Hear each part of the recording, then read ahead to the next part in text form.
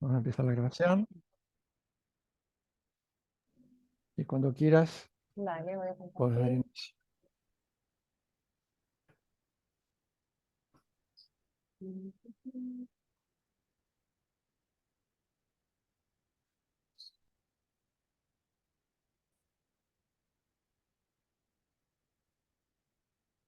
¿Me escuchan bien, no? ¿Se escuchan? Perfecto. Sí, Bueno, sí, sí. hoy vamos a hablar justamente del derecho, en el Estado de Derecho, como nos dijo Carlos, y vamos a retomar, digamos, lo que dejamos la clase pasada cuando Carlos nos habló, no sé si se acuerdan, del punto crítico de convergencia. En este punto crítico de convergencia, lo que conviven son dos paradigmas, o dos relaciones sociales, que son opuestos entre sí. Y hoy vamos a hablar de esto, del Estado de Derecho. Este es un modelo combinado, ¿no? Donde conviven dos tipos de orden: el orden del respeto y el orden del poder. Ya habíamos dicho que el orden del respeto, cuya base es la igualdad, se diferencia justamente del orden del poder, donde su base está en la desigualdad. ¿Bien? Ahora, nos podríamos preguntar, bueno, pero a ver, ¿por qué la mayoría de los estados, o la mayoría del mundo, está regido por este modelo de Estado de Derecho, ¿no? Y el doctor Negri siempre nos decía que es, hasta el momento, la propuesta más adecuada para poder resolver el problema de la existencia humana en su relación con el poder. ¿Bien?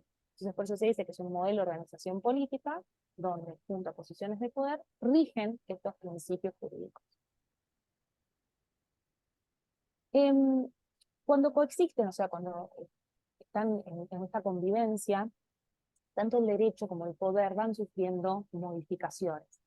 Y generalmente cuando nos hablan desde la teoría del Estado, desde la teoría general del derecho, cuando describen tanto al derecho como al poder, nos lo muestran, nos presentan ya modificados. O sea, ¿qué quiero decir? Nos muestran a un Estado que está limitado por el derecho, ¿no? En donde hay ciertas posiciones de poder que están sujetas a distintos controles de naturaleza jurídica. Pero también vemos que es un derecho limitado por el poder, ¿no? Donde toda la participación estatal es decisiva en orden a tanto la formulación como la aplicación del derecho. Y esto es lo que vamos a ver ahora en detalle. Pero lo importante es que esta perspectiva que nos presenta el doctor, que nos lo explica en este texto que es sumamente claro para poder entender a este modelo, sirve para definir todos los aspectos técnicos que presenta el modelo Estado de Derecho, pero también el problema que trae es que no nos deja ver muchas veces todas las tensiones internas que existen. Y es por esto mismo que Carlos nos decía que muchas veces se cae, que no se puede ver con claridad dónde está el derecho, dónde está el poder y dónde el modelo, este Estado de Derecho, en esta convivencia que tienen estos dos modelos de orden, en realidad se van produciendo limitaciones uno sobre el otro constantemente. Y esto es lo que tratamos de traer luz para poder ver cuáles son las modificaciones que va a sufrir el derecho pura y exclusivamente en esta coexistencia con el poder. Y muchas veces lo que pasa es que se termina dando una visión del poder y del derecho, donde vamos a terminar viendo que los rasgos de uno y otro los terminamos confundiendo completamente. A veces hablamos, bueno, de actividad judicial, del control constitucional, de la coacción, de la pena, como si fuesen expresiones genuinas de la propuesta del derecho, cuando en realidad son el resultado de la integración del derecho con el poder. ¿Bien? Entonces, por eso el doctor con este trabajo lo que quiso hacer es que podamos ver cuáles son los rasgos propios del derecho antes del Estado del Derecho y ver bien, con claridad, cuáles son todas las modificaciones que se experimentan en este modelo. No es para, obviamente, para contradecir el Estado de Derecho, sino bien para poder ver cuáles son las tensiones que se pueden llegar a dar a partir de este modelo combinado. Bueno, ahora nos vamos a adentrar en sí a esto, a estas modificaciones que el derecho sufre en el Estado de Derecho. Y el primero que nos presenta el doctor es la asunción y reformulación de los principios jurídicos por la Constitución del Estado. ¿Qué sucede? El derecho se exhibe en forma de principios, ¿no? En fórmulas generales, en fórmulas abstractas, o generalmente el No, derecho se perdón, remite, Pau, sí, Pausita, perdón perdón, que te interrumpa. ¿Vos sí, estás pasando el PowerPoint? sí, ¿no lo Ah, ven? porque acá no se ve, no. Tenés que poner, nosotros nos quedó en la primera pantalla, Ah, por eso te perdón. preguntaba. Sí, Tenés que igual, poner presentación, ver presentación. sí, puse eso, pero Ah, pará, vuelvo de vuelta, desde el principio. Estoy compartiendo la pantalla, perfecto, desde el principio. A ver ahí. ¿Ahí ven o no? No, quedó clavada en el derecho, en el Estado de Derecho. Ahí pasó a la segunda. Presentación. Ahí ahora pasó. sí pasó la segunda. Ahora sí, pero ¿y ahora? A la Ahí tercera, pasó a la coexistencia. tercera. Sí, Bien, perfecto. Bueno, esto era justamente lo que estaba explicando antes, que es esta, la coexistencia del derecho y del poder y cómo, eh, digamos, vemos a un Estado que es limitado por el derecho y un derecho limitado por el poder, más de lo que ya dije. Ahora sí vamos a ir a esto, modificaciones al Estado de Derecho. Me parece que es cuando pongo, a ver, vamos a intentar una vez más, por las dudas, desde el principio actual, si lo pongo así en grande, ¿ahí pasó? ¿Estoy en Asunción o no? no, ahí No, está no, entonces voy a salir. modificaciones al No sé derecho en por el qué. Estado de Derecho. Bueno, pero ahí sí ven asunción y reformulación de los principios jurídicos. Sí, perfecto. Ahora sí Listo, se yo lo ve. dejo así, no lo voy a cambiar. No lo pongo en grande y listo, lo vemos ahí. Bueno, esta es una de las primeras modificaciones que nos presenta el doctor y es la asunción y reformulación de los principios jurídicos por la Constitución del Estado. ¿Qué sucede? El derecho eh, se exhibe, ¿no?, en formas de principios, de fórmulas generales y abstractas, o generalmente se remite en forma tácita a ellos. Pero, digamos, el origen histórico de estos principios del derecho, de estas normas generales, no siempre puede ser identificado, pero eso no es lo relevante, porque lo importante de estos principios es que lo que expresan más allá de que por su propio origen. Lo que sucede es que en el Estado de Derecho, estos principios, que por lo común se mantienen, pero ¿qué sucede? Hay una modificación que se genera en estos principios jurídicos, que es el poder toma esos principios del derecho, los recepta y los reformula. ¿Bien? Entonces, ¿qué hace el constituyente? Bueno, toma esos principios como si fueran propios, como si fueran míos, o sea, el poder los agarra y los hace propios. Y al renovarse esa autoría, estos principios, se genera una nueva validación, pero ya no es por la pertenencia a esos principios del derecho, sino por la inclusión de esos principios a la Constitución. Entonces, ¿qué sucede? Esos principios del derecho pasan a ser constitucionales y se convierten en la ley constitucional del Estado. ¿Bien? Y esto, por un lado, al, digamos, el poder, al tomar estos principios del derecho y al convertirlos en la ley constitucional del Estado, lo que puede hacer son dos cosas. Por un lado positivo, bueno, nos va a reforzar estos principios. ¿Y cómo, digamos? Bueno, porque va a tener toda una organización estatal, toda esta organización del poder, el aparato coactivo, al servicio de la vigencia de los principios, ¿bien? Pero por otro lado los va a debilitar, porque lo que está haciendo es unir estos principios, atarlos al mismo origen histórico y al mismo entendimiento de todos los textos constitucionales, ¿bien? Entonces es como que, digamos, ya estamos viendo cómo el poder se empieza a meter en el derecho, ¿bien? Y cómo estos principios puros, ahora el derecho los toma, los recupera, digamos, y los hace, digamos, propios de su autoría, ¿bien? Entonces, em, lo que está sucediendo es esto, los principios del derecho, ¿no?, se están incorporando a mecanismos que son propios, inherentes del poder del Estado. Y si bien puede servir, como decíamos, para respaldar la vigencia de ellos, también puede servir para, digamos, para un empobrecimiento del sentido de aplicación de estos principios. ¿Mm? Vamos a ir al segunda modificación que sufre el derecho en este modelo, que es la mediación de la ley en la aplicación de los principios del derecho. ¿Qué pasa? los principios del derecho ya no se aplican directamente, ¿no? Vimos que va a ser a través de una ley, que ya habíamos dicho, que es creada por el poder y que se va a volver mediadora para la actuación de estos principios del derecho. Pero ¿qué pasa? Cuando se produce esta reglamentación de los principios, muchas veces genera ciertas exigencias que no están y que no se encuentran directamente en los principios de los cuales parte, ¿bien? Y entonces esos criterios iniciales que tenía el principio propio del derecho se van a ir matizando, ¿no?, por las normas que los van a ir reglamentando. Por eso el doctor siempre nos decía que la legislación no solamente es reglamentaria, sino que también es complementaria.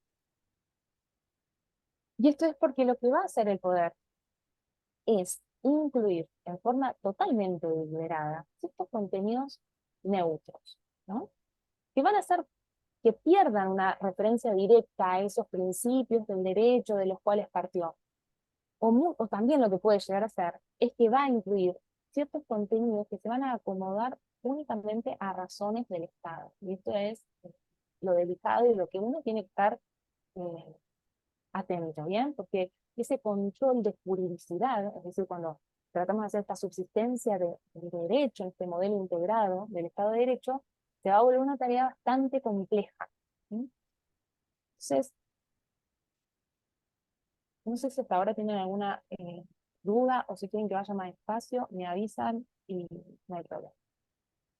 Vamos ahora a la tercera modificación que sufre el derecho.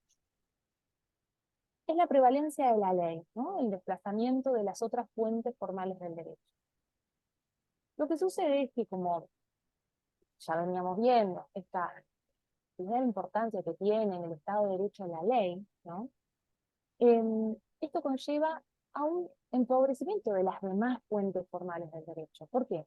Porque si vemos, decimos, bueno, las sentencias judiciales se tienen que fundar en la ley, los dictámenes, las resoluciones administrativas se tienen que adecuar a la ley, si haces un reclamo se tiene que canalizar dentro del marco de la ley. Entonces, el derecho, si vemos, se circunscribe a la ley, punto. Y esa costumbre, la costumbre como fuente del derecho, va a empezar a perder esa histórica gravitación que tiene.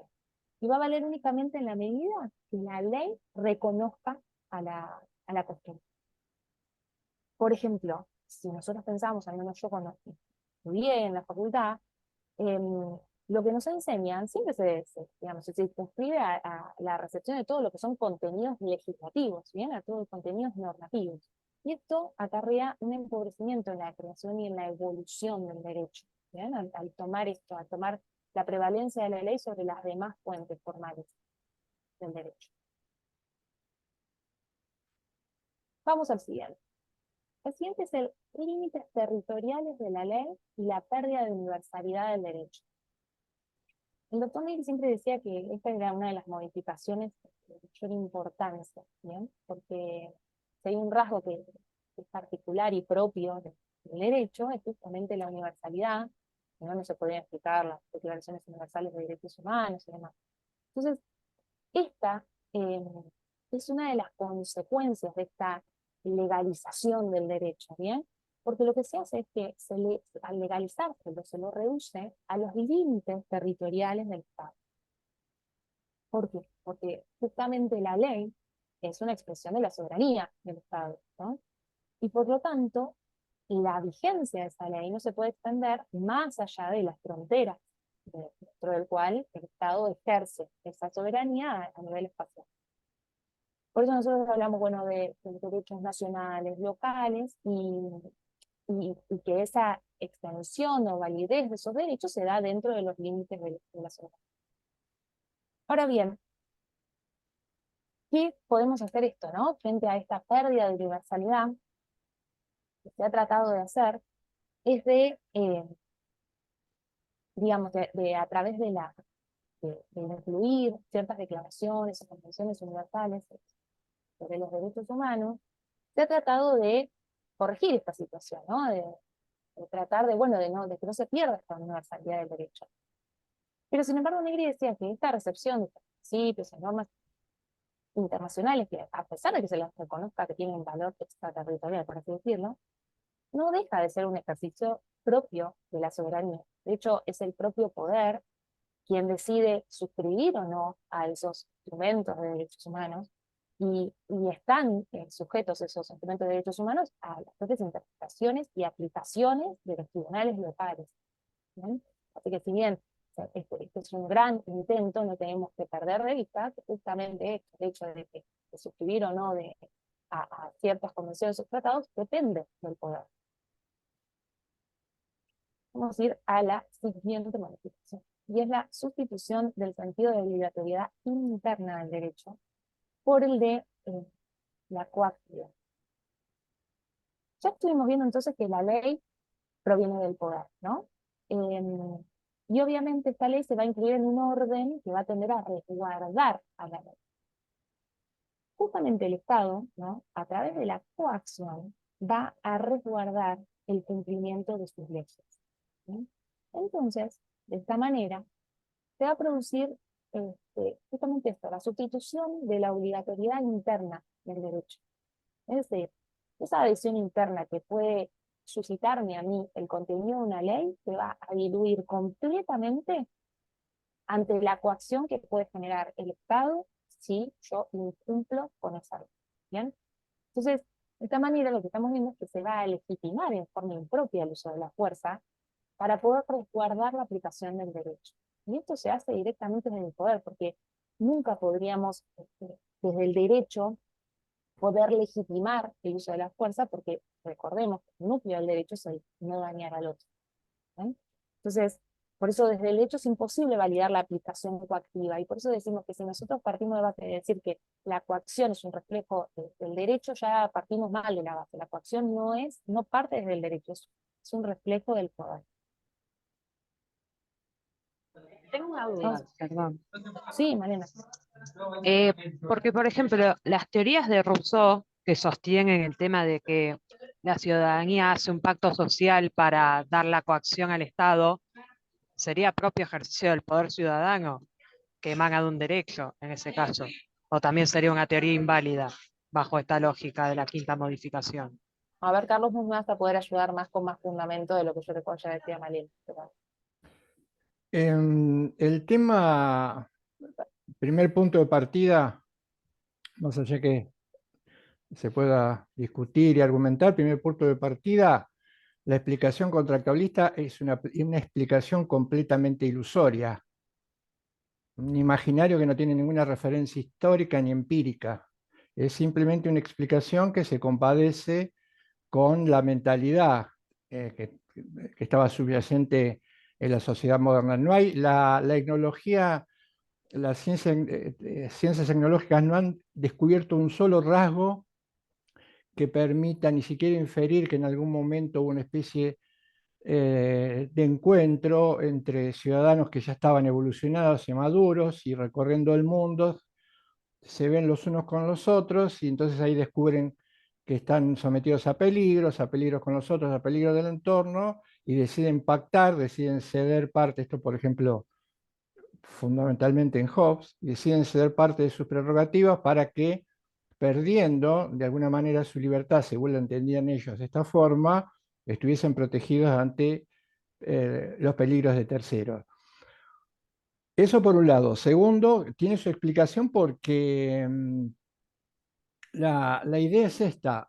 La idea es, el derecho entrecomillado se va a generar a partir de una cierta concepción, como lo contábamos en su momento, a partir de una cierta lectura o imagen de la sociedad al momento de hacer el derecho. Por eso es lógico, de alguna manera, que la concepción de hombre aislado, individual, que lo puede todo, aún en la soledad, se lleve muy bien de una manera muy, ligue muy bien, aunque artificialmente, con la idea de contrato. Vos fíjate que en el contrato, ¿cuál es la idea de contrato moderno? La idea de contrato es que dos personas adultas, independientes, hechas, formadas, sin relación alguna, aún sin verse, toda esta idea de independencia, contratan, generan un acuerdo, por eso la idea de contrato social, acá en el caso del contrato privado, y de alguna manera ceden parte, aunque no pierden su libertad y sus posibilidades. Y de ahí se construye.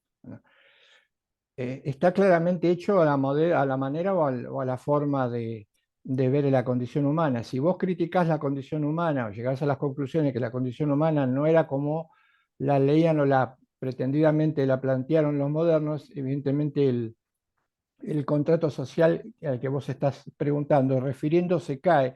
Y también hay un dato interesante que es el siguiente, no sé si alguna vez lo comenté, lo suelo comentar, em, que es este.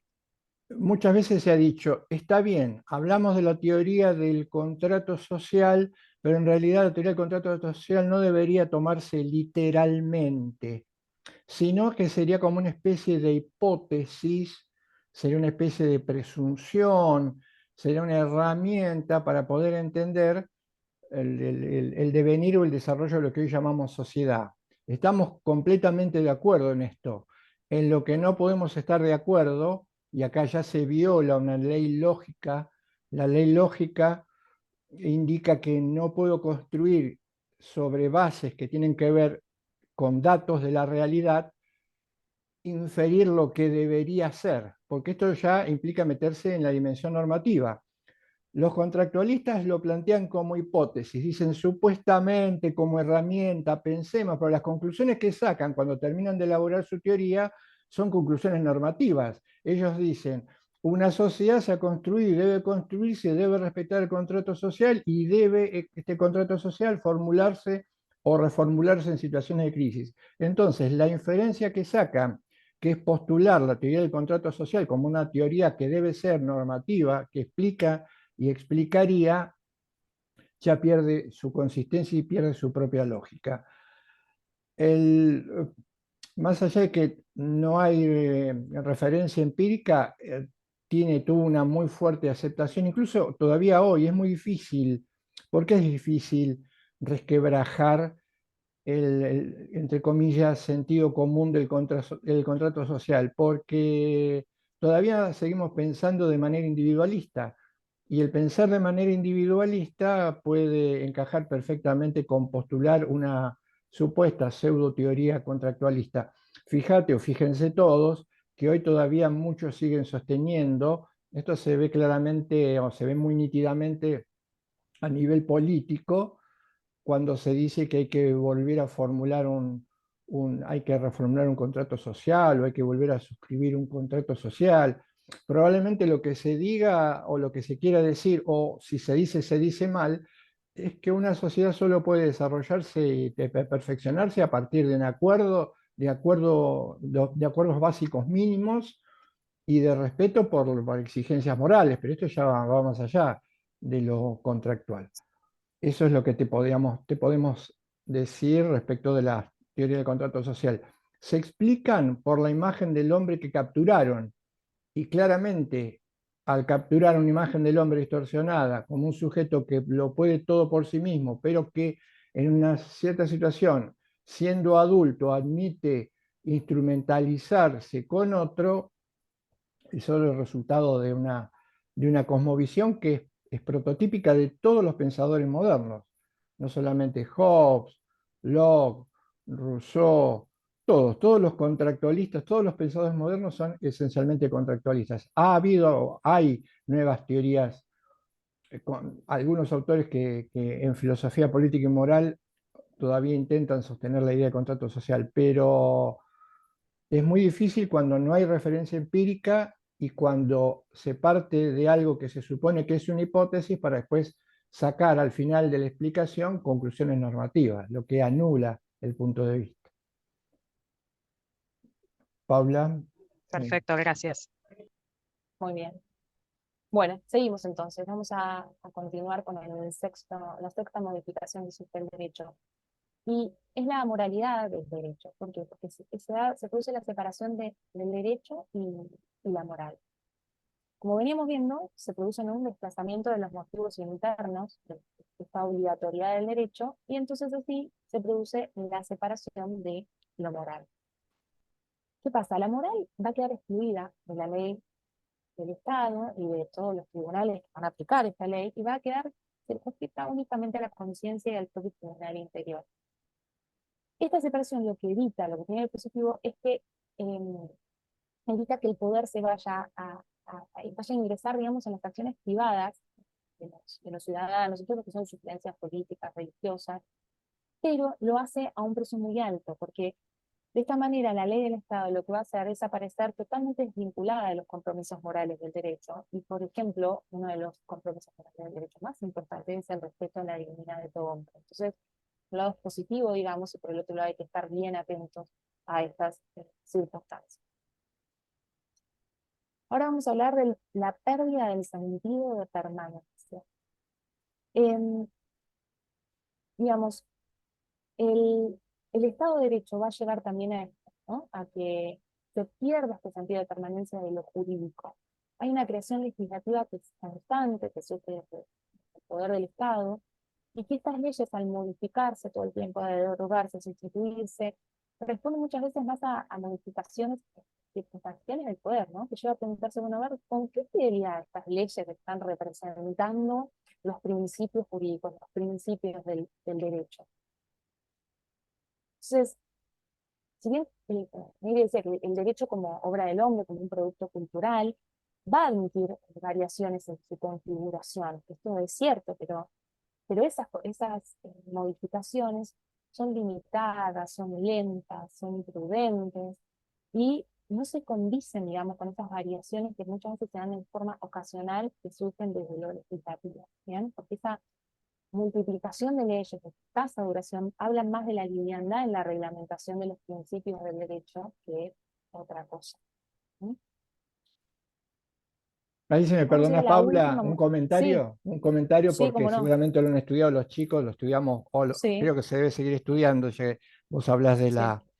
de la cantidad de leyes. Un autor de Derecho Civil, Marco Aurelio Risolía, tiene una frase reflejado, tomaba una frase de otros autores, comentando autores franceses, y hablaba introdujo el término, la expresión inflación legislativa, ¿no? Sí. Para compararla con el fenómeno económico.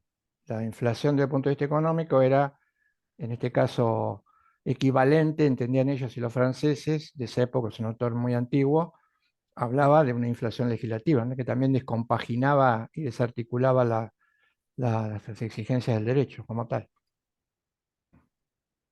Se da en Perfecto. materia de derecho penal eso ahora. Hay un docente en la facultad que lo aborda y dice que el Código Penal hoy en día está tan desnaturalizado en consecuencia de la inflación legislativa que hay en torno a la materia penal. Claro. Jimena, ¿no? Y ¿Vos rompe estás con... haciendo comentario? Malena. No, Malena.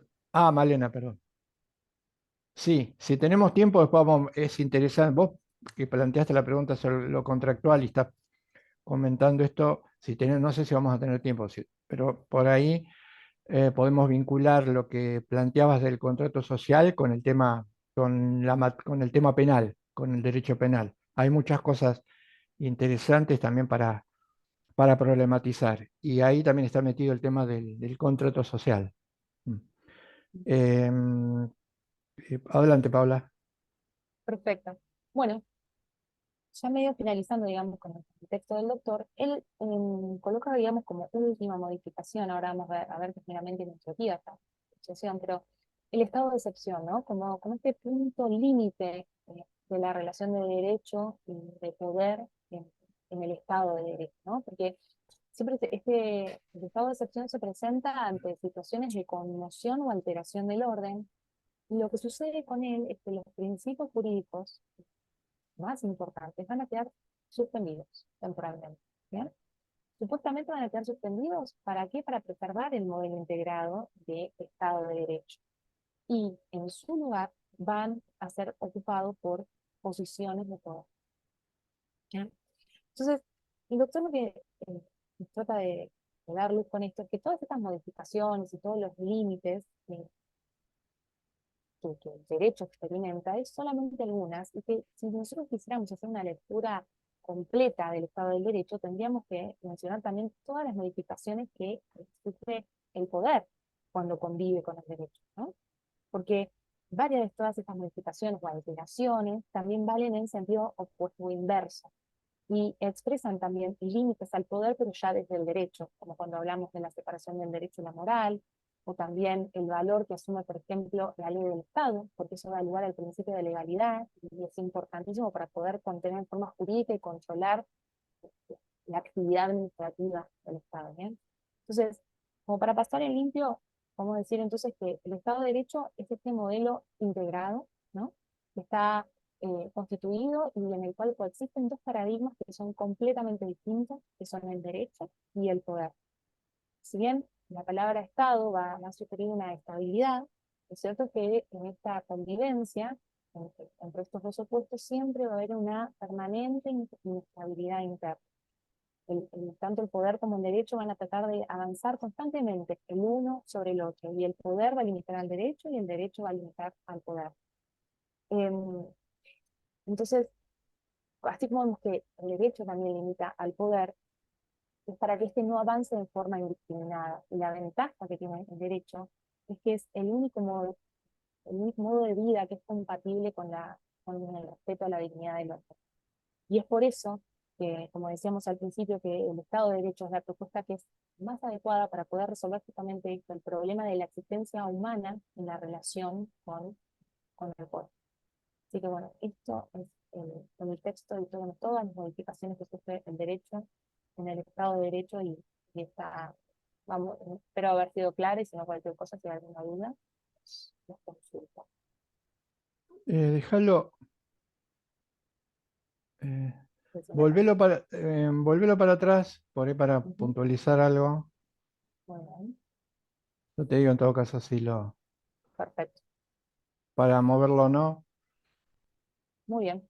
Yo lo haría, no voy a agregar demasiado, pero lo haría, muchas veces pensé cuando, y después en algún momento mm, intenté hacerlo, cuando pensaba el conflicto, intentaba entender el conflicto entre el poder y el derecho y la confusión y la relación entre Estado, respeto, cómo se había originado el Estado de Derecho como una especie de teatralización. Nosotros hablamos del Estado de Derecho, es decir, de un fenómeno que surge en el siglo XIX hasta el siglo XX, es decir, desde el año 1800 más o menos hasta el 1900 y pico. Ahí podemos decir que se da el Estado de Derecho.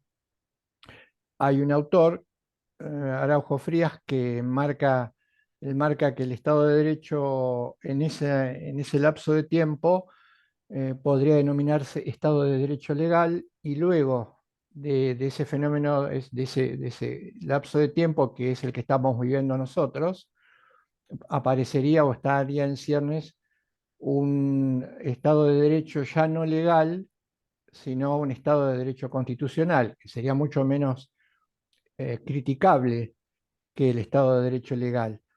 Y les decía, volviendo a una representación, a una teatralización, les diría, ¿por qué surge? ¿Cómo surge? ¿Cómo se da en la historia? Nosotros les dijimos, le hemos contado varias veces, que durante muchísimos siglos convivieron, por un lado, el derecho como conjunto de principios que regulaban el tráfico, la interacción humana, y por el otro lado estaba presente el poder, pero un poder eh, sin ninguna limitación.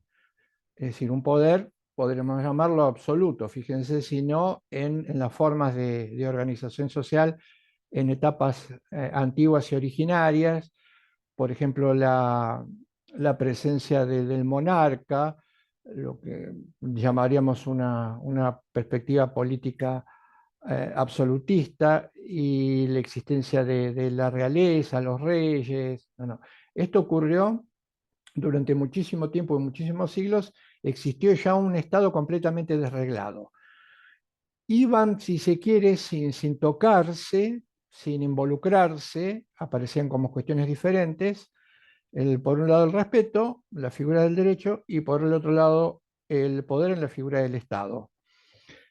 Hasta que por cuestiones, algunos arriesgan explicaciones culturales o coyunturales. ¿Alguien quiere preguntar algo? Me pareció escuchar una voz. Hasta que por cuestiones culturales, por factores contingentes, se produce esa vinculación. Sería como dos, teatralizándolo, lo pienso como dos personas que se encuentran, que se recelan, que no se ven bien la una con la otra, pero que por circunstancias que tal vez tampoco sean necesariamente relevantes para entenderlas, tienen que convivir. Tienen que convivir, no saben cómo hacerlo por un periodo determinado. Entonces, previo a convivir o ocupar el mismo espacio, se tienen que poner de acuerdo en algunas cosas. Y el primero que toma la iniciativa es el poder.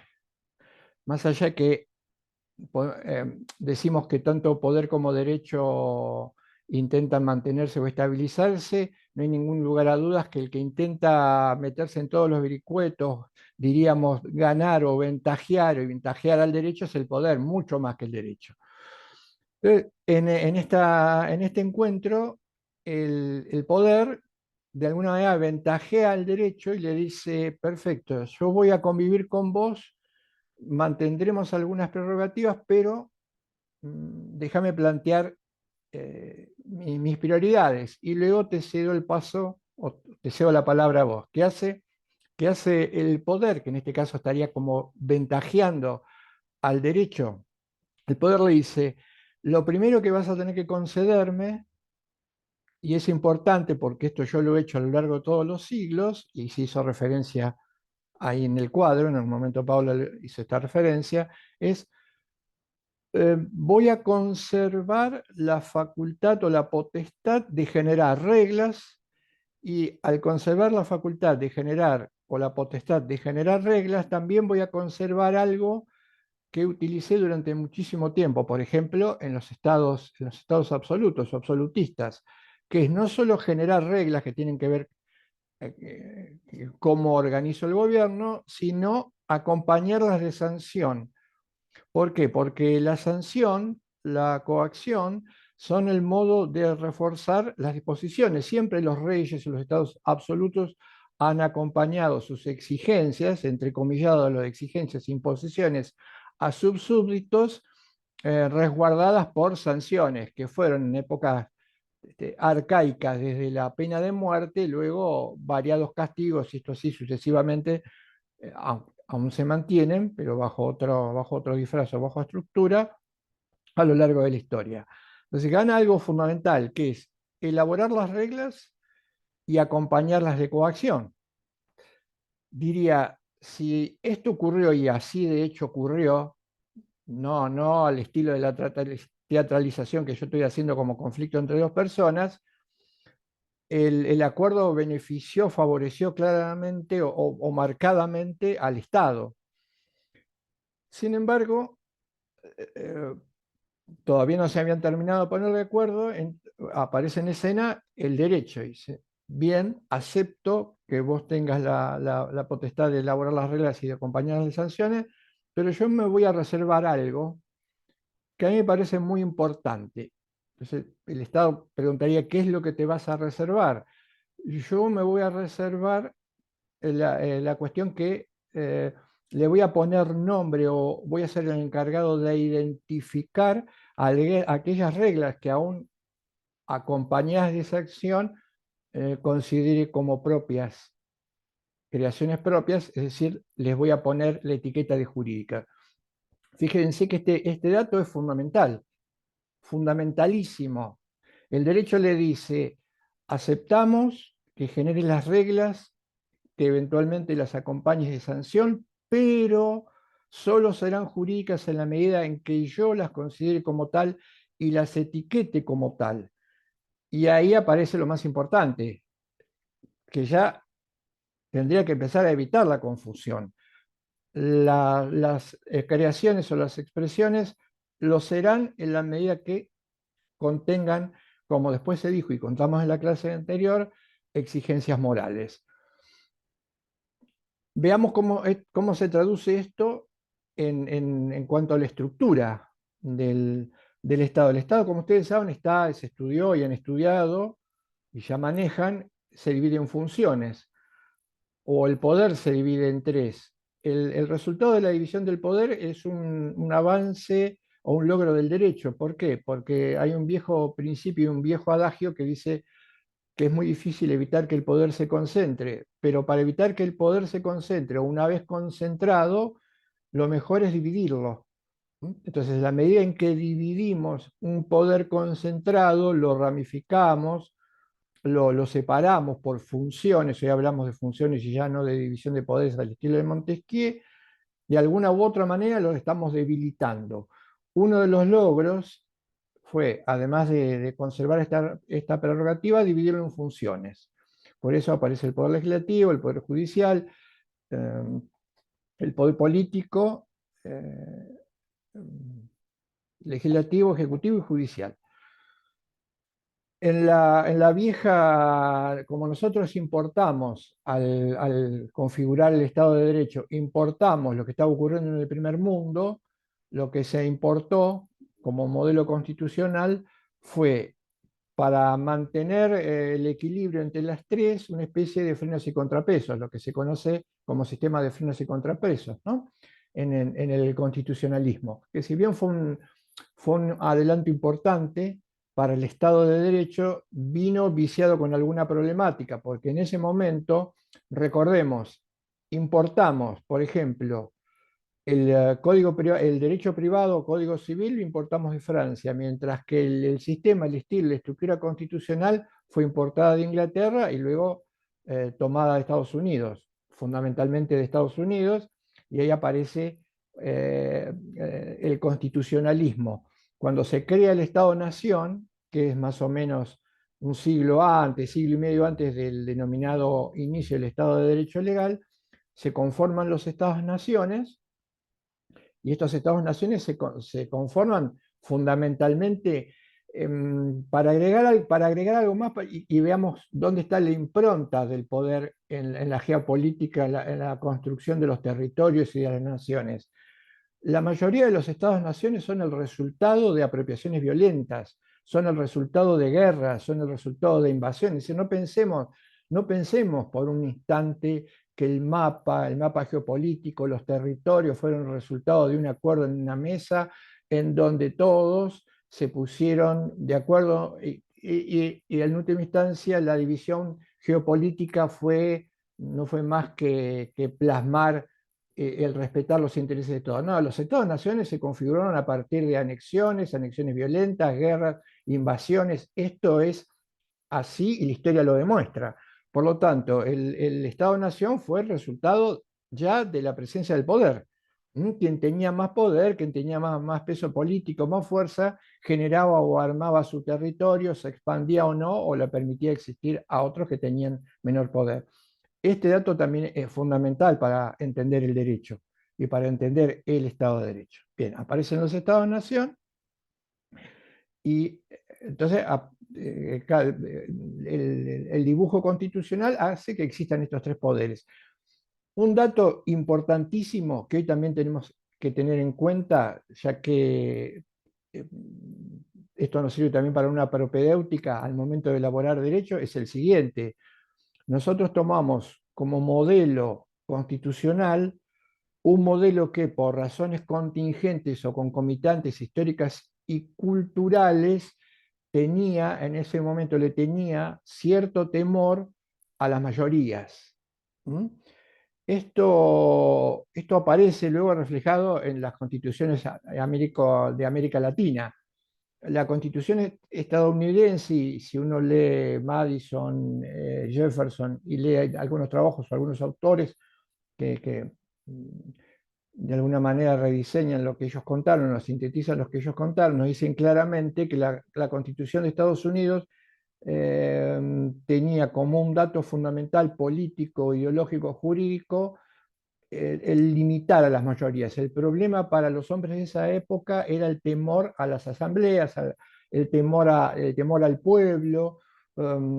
Se considera que había mucho de irracionalidad en las grandes asambleas y por eso, por ejemplo, esto se explicaría de tal manera, haciendo una deconstrucción, es que el Poder Judicial, que hoy ha estado siempre y hoy está mucho más en lisa, es un poder que se llama contramayoritario. ¿Qué significa que el Poder Judicial se lo vea como un poder contramayoritario? Porque no lo eligen las mayorías, porque no lo eligen, no se elige de manera asamblearia.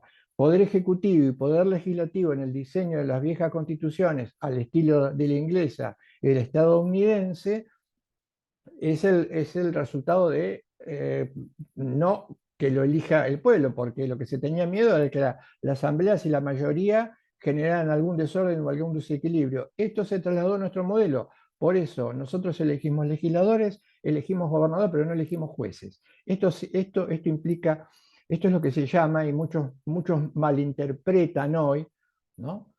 Y no entienden. Hay autores, por ejemplo, altamente recomendable para alguien a que le interese profundizar, como Roberto Cargarela, uno de los constitucionalistas jóvenes más interesantes, que desmitifican esta idea y hablan de el poder contramayoritario de los jueces. Significa que no son elegidos. Me detengo en esto rápidamente, pero me parece importante. Al no ser elegidos, una de las cuestiones más delicadas es cómo operadores jurídicos que no fueron elegidos paran, frenan y hasta anulan decisiones mayoritarias. Llámese leyes. Es una cuestión interesante que no se puede pasar por alto. Cómo todo el resultado de la deliberación de una comunidad puede frustrarse por las decisiones de 3, 4, 5 personas. En algunas propuestas de democracia deliberativa y participativa, lo que está intentando hacerse, por ejemplo, el estilo de Canadá, es que los jueces ya no tengan tanto poder y tanta influencia para torcer la voluntad del pueblo, sino que de alguna manera cuando se controla, cuando se cuestiona alguna ley o algún acto de poder, lo revisen, lo planteen las modificaciones y que vuelva a la propia comunidad, que de esta manera puede rehacerla. De lo contrario, como decía, les había contado en la clase anterior, como decía Héctor, al hablar de los jueces ya no son jueces de derecho, sino jueces de poder. Es gravísimo que la voluntad de 3, 4, 5, 7 personas altere, entre otras cosas, la posibilidad de decidir su propio destino de millones de habitantes. Esto es lo que estamos, o se padece en el mundo y nosotros también lo estamos padeciendo. Dejando de lado esta cuestión, sigamos con la gráfica. Los pensadores modernos, con Kant a la cabeza, nos dicen, nos van a decir, lo puntualizamos, un pequeño apunte en la clase anterior, nos van a decir lo siguiente: un rasgo definitorio del derecho es su carácter coactivo, su carácter sancionador. Y toda la bibliografía insistía de manera unánime en que un rasgo del derecho es su dimensión coactiva. Diría que no he encontrado en la casi totalidad de textos abordados que he leído o investigado en algún momento en mi vida, que tienen que ver con autores modernos, no hay ninguno que no refleje, cuando quiere reflejar un dato del derecho, este carácter coactivo. Y yo les decía dos cosas. Primero, no es que neguemos, primero, hay que tener en cuenta esto para poder entenderse. No es que neguemos la coacción, la coactividad en el derecho, pues esto sería un contrasentido, una tontería o una ilusión. No estamos negando la existencia de la coacción. Ahora, como veníamos contando, la coacción tiene su nacimiento, hay que buscar el origen, el nido, dónde nace la coactividad. No nace, no surge del seno del derecho, surge del seno del Estado, porque en la dramatización les dije, el poder se arroga la facultad de elaborar las reglas, de acompañarlas de sanción. ¿En qué función? En el poder legislativo. Poder legislativo. Entonces, la coactividad es el resultado del poder legislativo que incorpora a las reglas que él mismo elabora y legisla, porque al haber, entre comillas, ventajeado al derecho, él se hace exclusivo originador de las reglas, la sanción. Entonces no podemos seguir pensando que la coactividad es un rasgo del derecho, sobre todo teniendo en cuenta lo que Paula contó claramente, tomando como referencia el texto de Negri. Tenemos que darnos cuenta que al convivir, y esto lo conté yo muy rápidamente, a lo mejor el ejemplo pasó inadvertido, no tiene que ver con mi vida, aclaro que no tiene nada con la significación que hice en la clase anterior, en donde dos personas discutían, si alguno lo imaginó, no, tiene nada, no es una autorreferencia, no tiene que ver con mi vida privada, pero dejando de lado eso, yo solo me río. Vuelvo, decía, dos personas que uno alza la voz, el otro es muy mesurada, una grita mucho y el otro no, uno reflexiona y otro dice lo que siente en el momento. Bueno, de alguna manera los rasgos de la persona, entre comillas, tranquila se van a ver reflejados en algún aspecto en la persona exaltada y los rasgos que exaltan el carácter, son rasgos exaltados del carácter de una persona, se van a ver necesariamente en la persona tranquila, de alguna manera. Esto pasa con el Estado y con el poder y con el derecho. Y a mí me parece también importante, me parece importante esto. Habría que clarificarlo porque, claro, a nosotros nos gusta el derecho, pero hay muchos que tienen una inclinación o les gusta el análisis del poder, estudiar el poder. Y creo que la manera de enseñar el derecho y el poder no ha contribuido a aclarar intelectualmente a aquellos que se forman en una disciplina y en otra. ¿Por qué? Porque decía Héctor al comienzo, las modificaciones no se ven reflejadas cuando se explica el derecho, pero tampoco se ven reflejadas cuando se explica el poder. Entonces, a mí se me ocurría esto, hay muchos que prefieren las respuestas del poder que las respuestas del derecho a los problemas que se generan en la sociedad. Pero entonces, si las están buscando y las pretenden estudiar en una facultad de derecho, hay un error disimulado.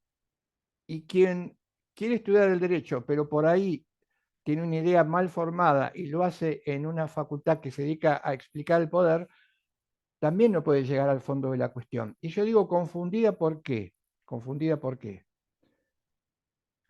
Si, como nos pasó a nosotros, se enseñó el derecho sin tener en cuenta esta confusión, se nos enseñaron muchísimas cosas que tenían que ver con el poder, que los que lo enseñaban no distinguían, no habían entendido esto de la modificación por la convivencia y que la contaban como parte del derecho.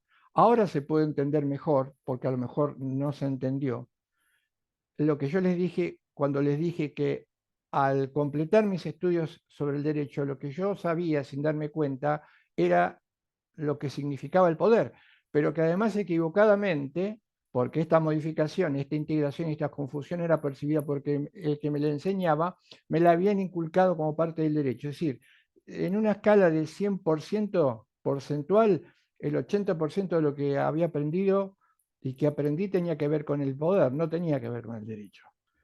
Fíjense la gravedad de esta confusión, ¿no? Y vuelvo, entonces, lo coactivo se explica por este acompañamiento, pero habría que decir dos cosas más antes de quiero meterme a consecuencia de un comentario que hicieron hoy, me pareció importante, y relacionado con el Estado de Derecho, por supuesto. Esto es importante, descubrir cuáles son aquellos rasgos que no forman parte del derecho y separarlos. Cuando habla de la ley, Héctor dice, lo que tenemos que hacer es repasar los rasgos universales y permanentes del derecho. ¿Y por qué dice el repasar?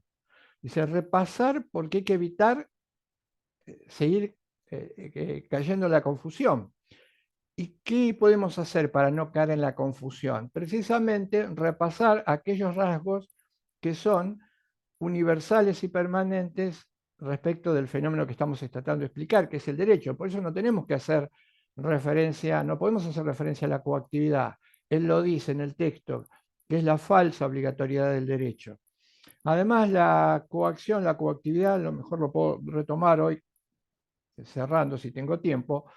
La coactividad va a abrir una cuestión importante en el Estado de Derecho, que es explicar, yo ya lo dije, lo sugerí varias veces, explicar la obligatoriedad del sistema. Si nosotros, presos de la confusión, no distinguimos claramente, como lo hace Héctor, estas dos variables, probablemente al intentar explicar la obligatoriedad del derecho, ¿qué implica fundamentar un dato que yo puedo percibir, que lo tengo que justificar? ¿Mm? Puedo hablar de la obligatoriedad, puedo describir de alguna manera lo que es la obligatoriedad, pero además tengo que justificarla. Si no salgo de la confusión, las modernas teorías, las teorías del derecho y del Estado, incluso muchas contemporáneas, explican la obligatoriedad pero no la justifican. Por eso Sergio Cota va a hablar de, ¿es posible que haya obligatoriedad sin justificación? La respuesta tajantemente no, pero los intentos se han hecho. Las lecturas modernas, basadas en un desconocimiento de esta confusión, han intentado, al hablar de la obligatoriedad, justificarla sin argumentar. Voy a dar después algún par de ejemplos. Y esto refuerza la moralidad, que lo habíamos visto hoy en el cuadro. ¿Qué es la amoralidad? La amoralidad implica, entonces, en última instancia, que el contenido del derecho, utilizando una palabra que usaba Héctor, adiáfora, es decir, que no está cargada de valor. Adiáfora sería que no tiene ningún valor incorporado, no está cargada de valor. Y entonces explicaría, porque en el Estado de Derecho Legal, que es el que estábamos cuestionando y criticando, que es el que genera la confusión, el punto, el eje principal sobre que gira lo jurídico es la ley. Por eso aparece el principio de legalidad. Fíjense, el principio de legalidad, esto después es revisado y criticado, o está siendo criticado por las teorías que ven, que intentan recuperar un Estado de Derecho constitucional.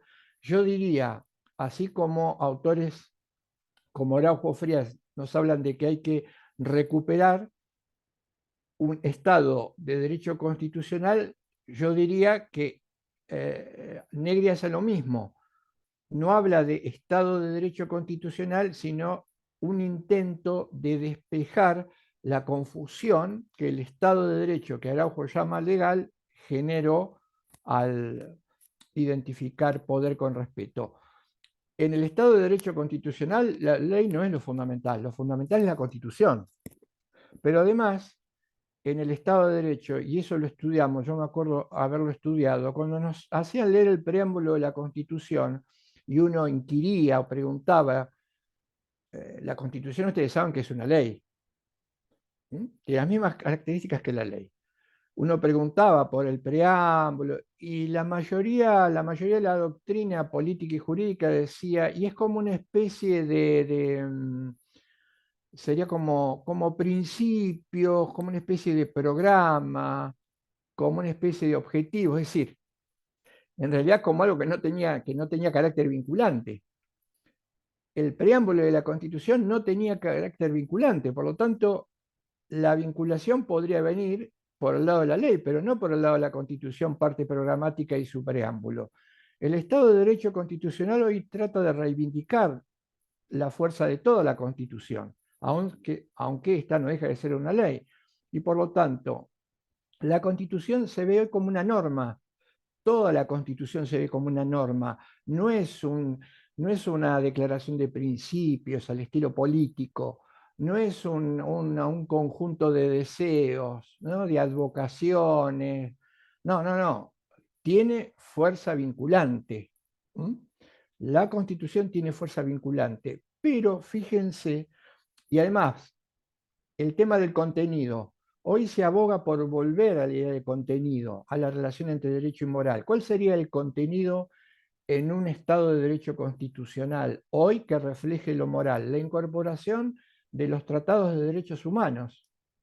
Pero los tratados de derechos humanos tienen la misma fuerza y la misma potencia o más que la propia Constitución. Ahora, fíjense la confusión y cómo está presente en la confusión. Por ejemplo, el estilo kelseniano, cuando Kelsen hablaba, lo habrán estudiado ustedes, tenía un punto de vista sobre el derecho internacional público, y él era claramente monista, pero claramente monista era claramente ligado al poder. ¿Por qué? Porque tenía una enorme desconfianza respecto de los tratados de derechos humanos.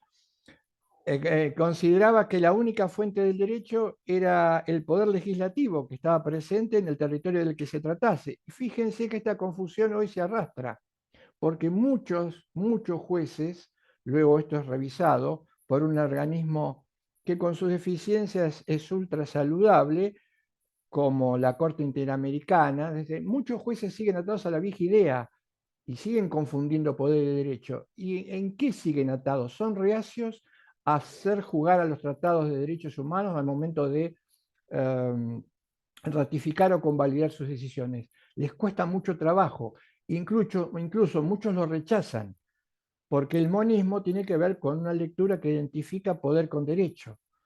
Las cosas van por otro lado, tienen que ir por otro lado. Los tratados de derechos humanos que ponen en el centro el reconocimiento de la dignidad humana tienen mucho más peso, mucha más fuerza que la propia Constitución y que toda la legislación de allí hacia abajo. Por eso, otro dato curioso que hoy intenta eh, ser revertido, pero que también, fíjense la cantidad de ramificaciones que tiene este no distinguir entre una cosa y la otra. Muy reacios, yo les decía, reacios a incorporar los tratados de derechos humanos, que forman parte del derecho. La vieja, si ustedes me permiten esta digresión, la vieja estructura del Estado de Derecho legal, del pensamiento hegemónico, ¿qué veía en el derecho? Exclusivamente normas. Tuvieron que aparecer autores también del primer mundo, hay que reconocerlos, al estilo de Ronald Dworkin, un pensador norteamericano, y al estilo de Robert Alexy, un pensador alemán, que rompen la idea de que el derecho es exclusivamente un conjunto de normas. Por ejemplo, clásicamente Kelsen y otros. Dworkin, como Alexi, dicen, no, el derecho no está compuesto exclusivamente por normas. En el derecho hay algo más que normas. Y en el derecho, si hay algo más que normas, hay principios. Estos principios están ligados a valores. Y en segundo lugar, como en un segundo peldaño, como diría Héctor, como expresión del derecho en un segundo lugar, están las normas.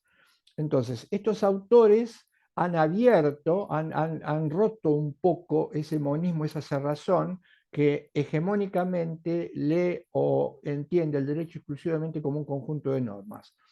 Esto también es un avance importante en el Estado de Derecho constitucional que trata de revertir esto. Hablamos de la moralidad.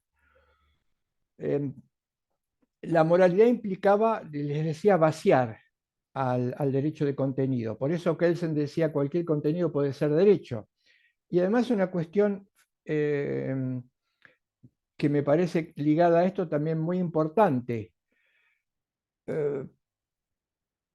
¿Qué les parecería a ustedes si se les dijese que una lectura o una postura que intenta explicar o definir al derecho, en definitiva, considera que el derecho es el uso de la fuerza para impedir el uso de la fuerza? Suena raro, suena hasta diría un poco contradictorio. Esa es la teoría hegemónica. Esa es la teoría en la que se basó el Estado de Derecho, el Estado de Derecho legal. Esa fue la teoría dominante hoy subsistente. ¿Cómo es esto? Sí, el uso de la fuerza para evitar el uso de la fuerza. Esta es la teoría kelseniana. Es un contrasentido. ¿El derecho puede ser el uso de la fuerza para evitar el uso de la fuerza? Para aclarar un poco más, el derecho en la postura hegemónica tradicional y colseniana es el uso de la fuerza, entrecomillada, legítima, para evitar el uso de la fuerza ilegítima.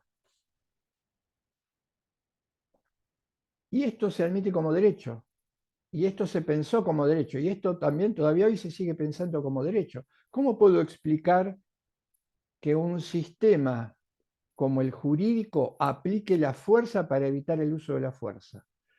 Por eso uno de los cuestionamientos al Estado de Derecho, a la moralidad, a la coacción y a la coactividad, tenía que ver con el ejemplo que se le planteaba, que era el de la banda de ladrones. Una pregunta que puso en jaque a la mayoría de los autores, de los pensadores modernos, fue cómo diferencio el derecho, cómo diferencio un sistema jurídico de las disposiciones que toma una banda de ladrones. Prácticamente insoluble, porque si, ¿qué hace la banda de ladrones? La banda de ladrones tiene una estructura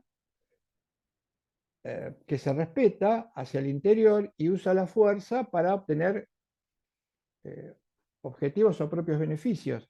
¿Cuál sería la diferencia entre una banda de ladrones y un Estado que usa la fuerza, también aplica la fuerza para obtener objetivos que se supone serían evitar el uso de la fuerza?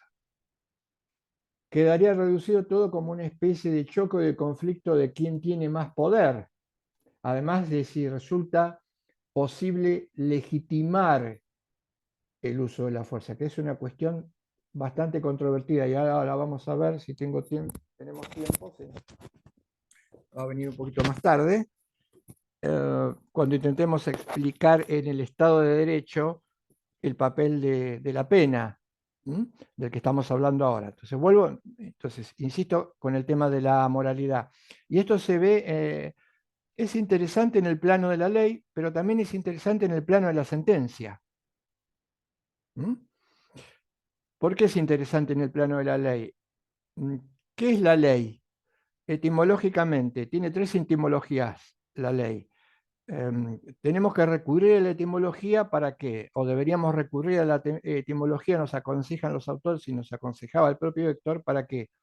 Para evitar entonces la confusión y que la ley, que es una manera de expresar un orden o un mandato o una exigencia, se distinga o es posición, utilizando la terminología de Héctor, o es posición de poder o es posición de derecho. Pero, insisto, tener que distinguir entre posición de poder y posición de derecho, que ya es difícil, pero analíticamente necesario, es el resultado de tener que romper la confusión. Todo esto es necesario para romper la confusión, porque si no se identifican posición de poder con posición de derecho, y también se va a identificar juez de poder con juez de derecho. Vuelvo a la etimología de la ley. Tiene tres etimologías la ley. Una es el legere. La ley, ¿qué se quiso decir cuando se inventó la palabra ley? Se quiso decir que la ley era algo que tenía que ser conocida por todos y leída por todos, y además para que todos supieran cuál era el resultado final de su participación en la conformación del texto. Por eso leyere, por eso este ingrediente. El segundo es el eligere. ¿Qué significa eligere? Eligere viene de elección. La ley implica, dice Héctor, que al elegirla uno está desechando, está optando por una forma de organización que desecha la arbitrariedad. Elección.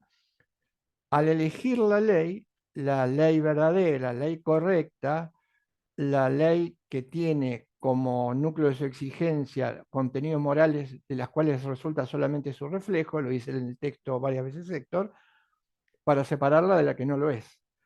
Y la última, que es la más importante, teniendo en cuenta lo que estamos contando ahora, que es el ligare. Esta es una etimología que viene del medioevo, generada por Santo Tomás de Aquino. Santo Tomás de Aquino decía, la ley ata, liga, vincula, pero ya toda la doctrina jurídica, todas las teorías del derecho natural, que fue el paradigma que se rompe cuando aparece el paradigma del Estado de Derecho Legal, avalaban esta nota. La ley vincula o ata por su contenido moral. Viene la modernidad, desbarata todo esto y la ley ya no ata, ni vincula, ni liga, sino que coacciona. ¿No? Se pone el fenómeno jurídico al revés, como diría Galeano, patas para arriba. No hemos puesto con la modernidad el derecho patas para arriba y entonces aparecen todas estas dificultades, problemas, confusiones y errores. No me voy a cansar de remarcarlo nunca, que no son errores intelectuales. Bienvenido hubiera sido si esto hubiese sido nada más que un producto de errores intelectuales y discusiones intelectuales. Pero eso no ocurrió, eso se tradujo en prácticas, en praxis, en generación de sistemas que muy poco tenían que ver y a veces todavía le falta mucho para recuperar su condición o su estatus de derecho. Y vamos al ejemplo de la sentencia. Profe, perdón que lo Sí, interrumpa. no hay ¿Podría problema. repetir la segunda, ¿Etimología? la segunda etimología? Sí. Sí, tenemos la primera que es legere. Se escribe legere con G, es un término latín. La segunda le agregás una E y reemplazás la primera E por la I. Eligere, elegir. ¿Mm? Etimológicamente, al elaborar la palabra ley, y los filólogos consideran que eligere también es válida, lo que se quiso decir es una comunidad que opta por la ley trata de desechar la arbitrariedad. Una sociedad, un grupo social que opta por las reglas trata de desechar la arbitrariedad por la sencilla idea de que las reglas son generales, mientras que las reglas, aún pretendidamente ser generales, son el resultado de la voluntad política del que las dicta. Acuérdense que vimos el fenómeno del voluntarismo, implica la negación de su contenido. Esa es la segunda, eligere. Y la Genial, tercera, gracias. nada, y la tercera es la que les estoy comentando, que es la de ligare. Voy al ejemplo del juez. Héctor decía, jueces de derecho y jueces de poder.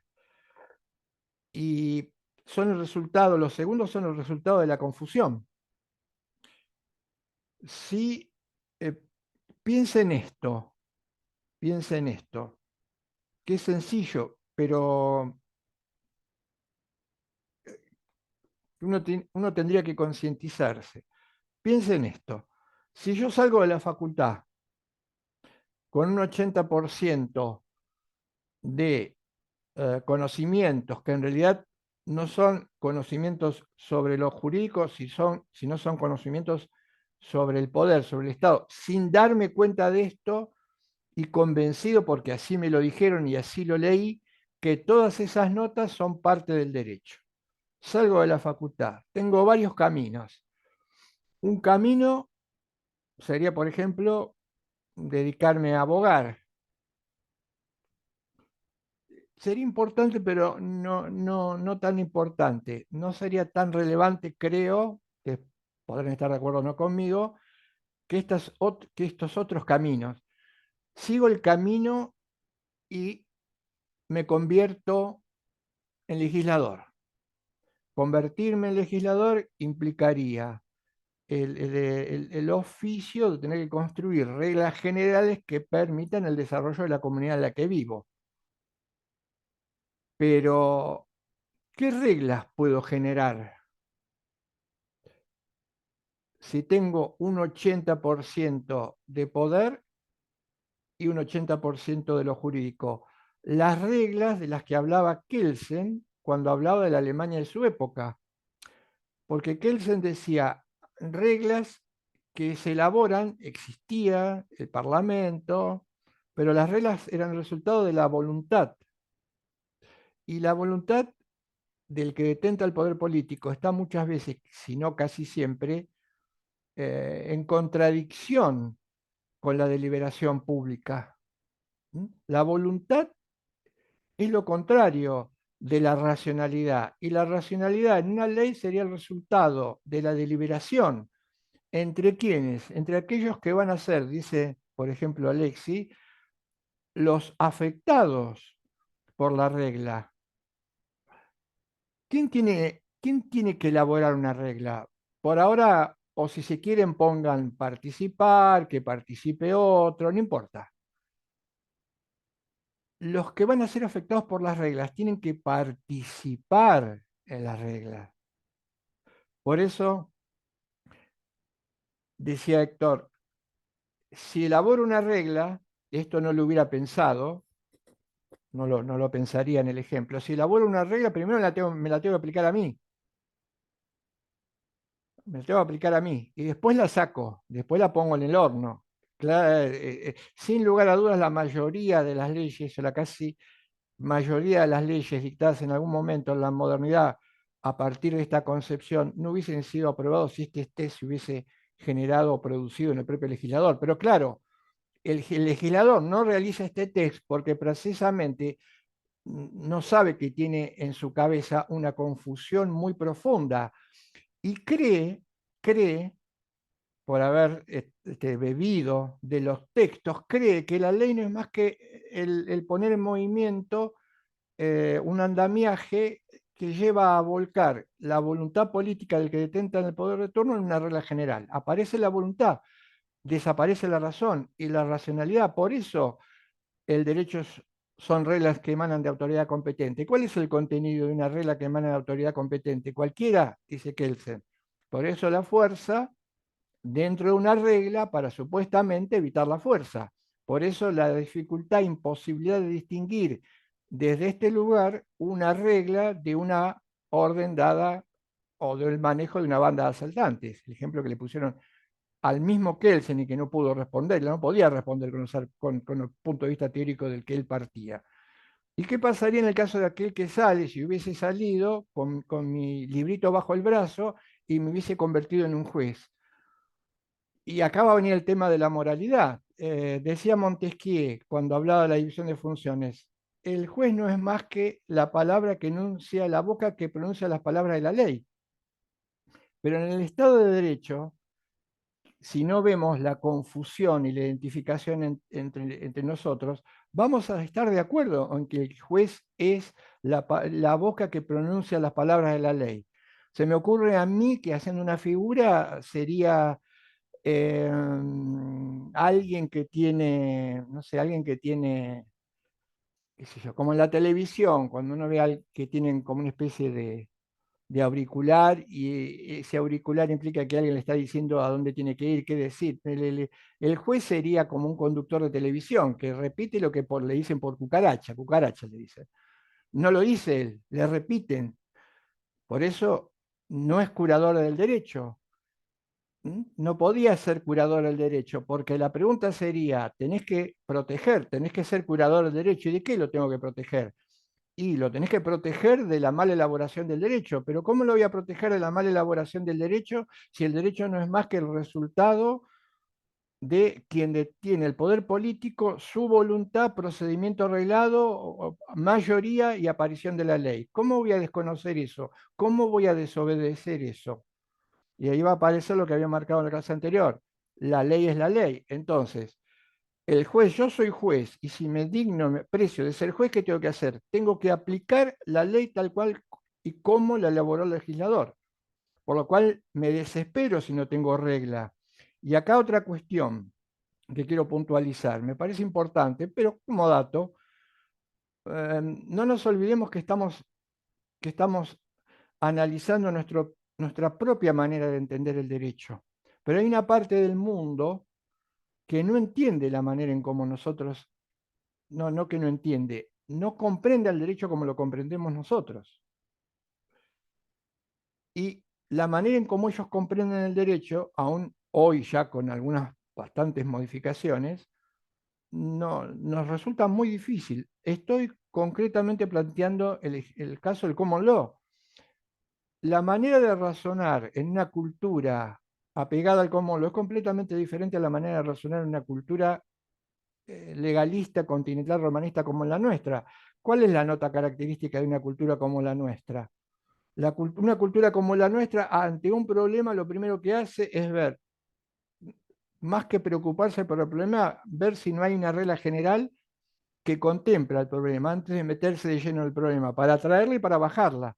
Es lo que se llama la subsunción jurídica. La subsunción jurídica es otra de las confusiones que llevó a que los jueces, esta confusión, una vez tuve posibilidad de, no de discutirlo, pero de plantearlo en un ida y vuelta de preguntas con un autor cuyos fundamentos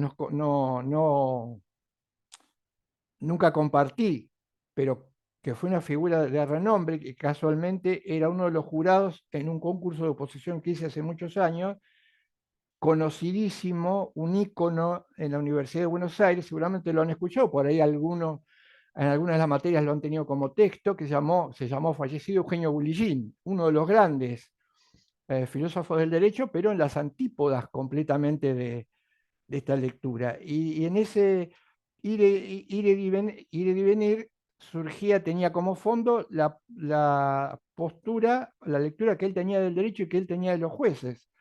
Él decía, el juez lo único que tiene que hacer es un análisis lógico, y este análisis lógico implicaba ver si podía subsumir la regla que supuestamente era aplicable al caso y no podía salir de ahí, no podía irse de ahí. Cualquier intento de salir criticaba a Kelsen, porque Kelsen dejaba abierto cierto espacio a la discrecionalidad, tiene que ver con la irracionalidad. No se movía de eso. Él decía, una sentencia tiene que ser lógicamente impecable, y una sentencia es lógicamente impecable cuando no apunta al resultado final, que sería la aplicación de la sentencia, sino a la sentencia en sí misma. Cuando el juez logra encajar perfectamente, por eso se llama subsunción. Subsunción quiere decir subsumir. Imagínense como una especie de, no sé, de línea, que sería los hechos, y subsumir implicaría, subsumir es por debajo, encontrar la ley que refleje o que contenga esos hechos y aplicar la sentencia conforme estaba establecido o surgía de la ley.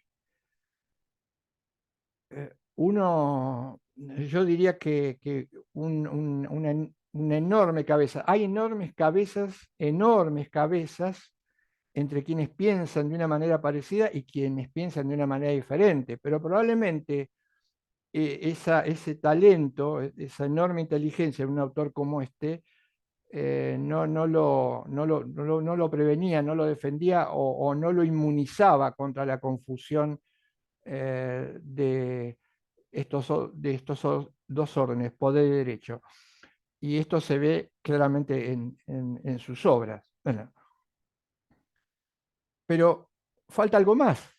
Si yo dicto una sentencia exclusivamente basándome en la subsunción, podrían ocurrir varias cosas. Una podría ser que case perfectamente y no haya inconvenientes, lo que los autores llaman los casos fáciles y los casos difíciles. Pero luego, por ejemplo, Rodolfo Vigo, que es un filósofo del derecho, juez de la Corte Santafesina, al que tuvimos ocasión de conocer y discutir con él porque eran muy amigos con Héctor, hay dos posibilidades, ¿no? Cuando uno está trabajando o tiene que dictar sentencia. Una opción, como les decía, sería el caso fácil, y otra opción sería el caso difícil.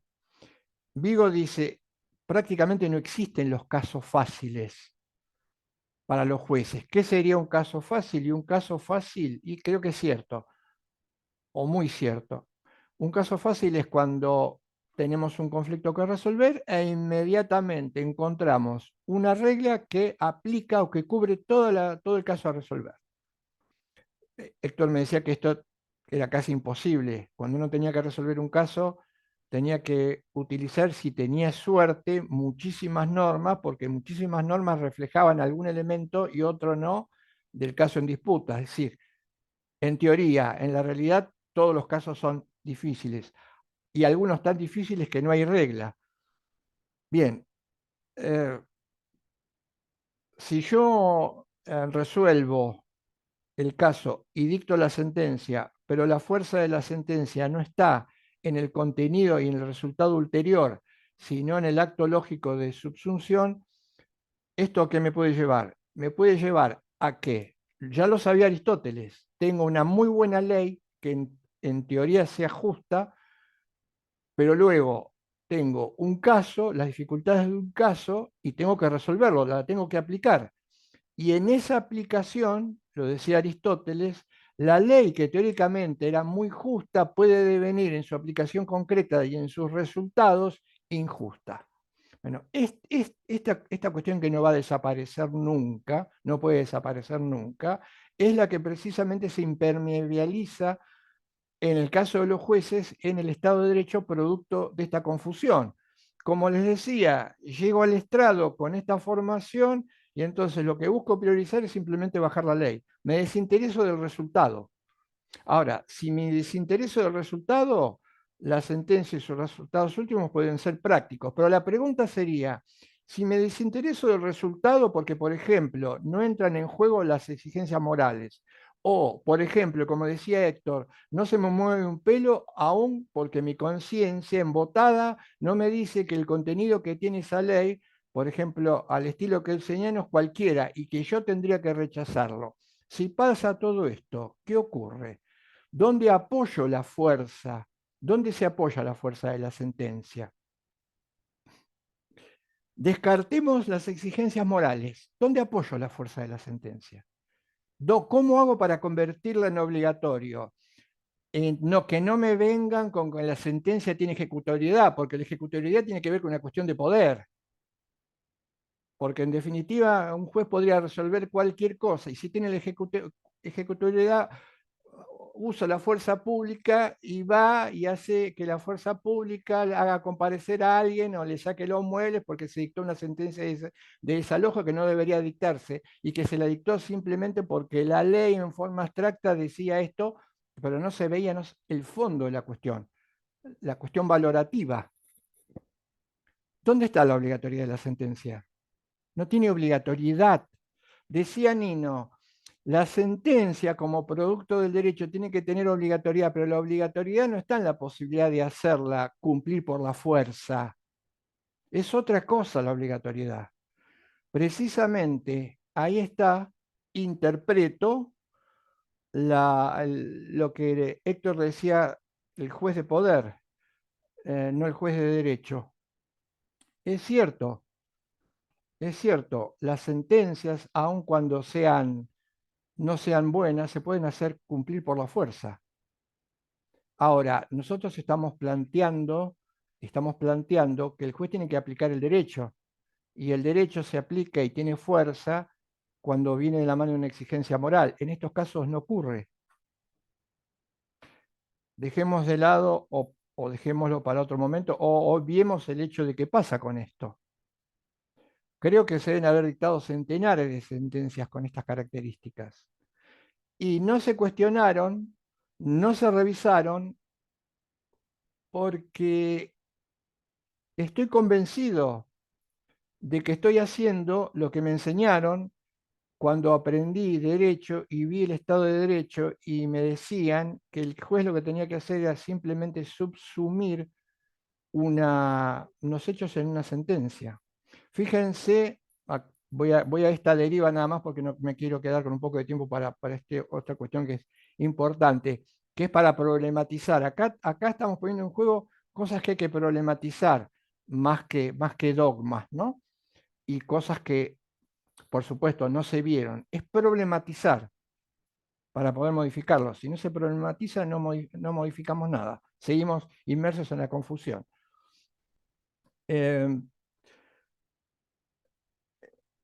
Hay todo un proceso y un mecanismo para hacer esto. Y ahora retomo con algo que me había que me di cuenta que lo dejé pendiente, pero que lo retomo rápido y ustedes lo van a atender y lo van a completar. Les dije, hay una enorme resistencia a justificar las sentencias en base a contenidos morales. Por ejemplo, los tratados de derechos humanos. ¿Y esto dónde se ve? Y ¿qué podría decir? ¿Pero dónde ve usted que hay una resistencia?